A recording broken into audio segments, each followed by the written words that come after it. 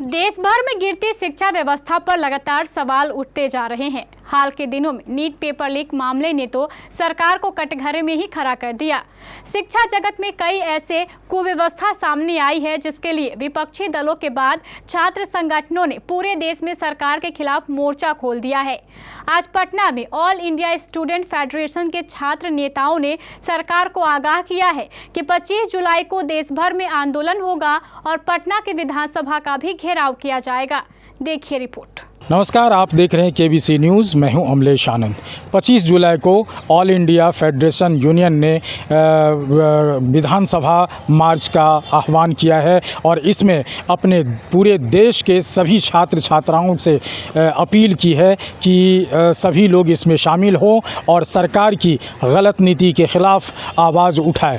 इनका मेन मकसद क्या है, ये आइए जानने की कोशिश करते हैं। लोगों के माध्यम से आग्रह और अपील करेंगे कि जितने भी छात्र छात्राएं हैं, हम लोगों के इस ज्वलंत मुद्दे में साथ हो और इस सरकार को बाध्य करे। अगर आज हम लोग यूनाइट नहीं हुए, आज हम लोग एकताबद्ध तरीके से लड़ने का काम नहीं करें, तो आने वाला दिन जो है, जैसे कि साथी ने बता रहा था, जो सेमेस्टर वाइज किस तरह से पैसा लेगा, जो देखते होंगे जो बिहार के अंदर जो रिपोर्ट जो जीतन राम मांझी का था, जो बिहार के अंदर ड्रॉप आउट रेशियो बहुत काफ़ी था लड़कियों का। लड़का जब 5 लाख एडमिशन होता था तो लड़कियों की संख्या लाखों में होता था।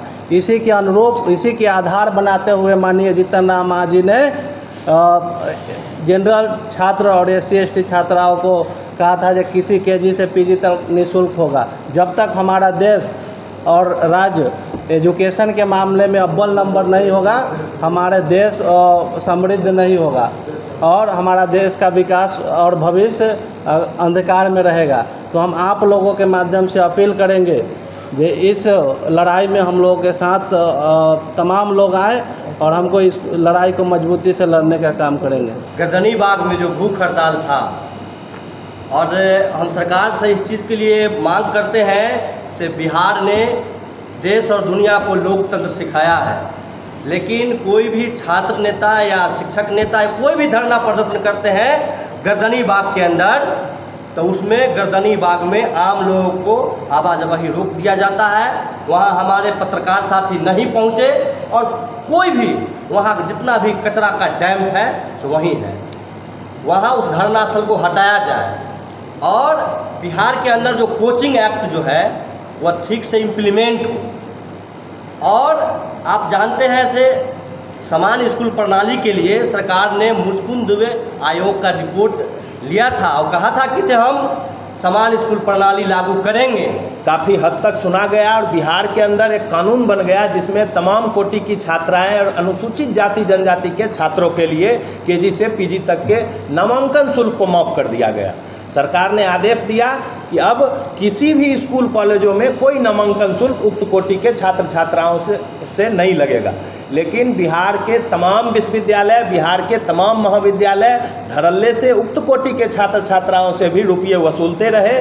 अभी भी स्थिति यह है कि कई सरकारी कॉलेजों में तो काफ़ी फीस कम कर दिया गया है, कहीं कहीं पे 0 शुल्क के साथ भी नामांकन हो रहे हैं। लेकिन जो संबद्ध इकाइयाँ हैं, जो अर्ध सरकारी कॉलेजें हैं, वहाँ पे धड़ल्ले से 2000, 3000, यहाँ तक कि 4 से 5000 रुपये ग्रेजुएशन और इंटर के नामांकन में तमाम लड़कियों से भी वसूले जा रहे हैं। हम लोगों ने इसको लेकर माननीय उच्च न्यायालय में भी एक रिट याचिका दायर किया था और माननीय उच्च न्यायालय ने रिट याचिका के सुनवाई के क्रम में यह आदेश दिया कि एक तो अभी से, जब से वह 2018 का फैसला है, 2018 के बाद आप जितने भी कॉलेजों में एडमिशन हो रहा है वहाँ पे कोई रुपया नहीं लीजिए।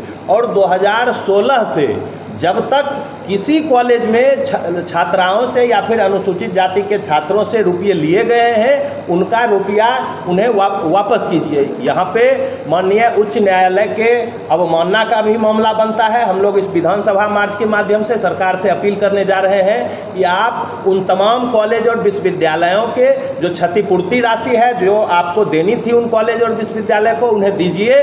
नहीं तो हम लोग वैसे भी अवमानना का मामला दर्ज करने जा रहे हैं हाई कोर्ट में। हम इस विधानसभा के मार्च के बाद हम फिर से कोर्ट जाएंगे।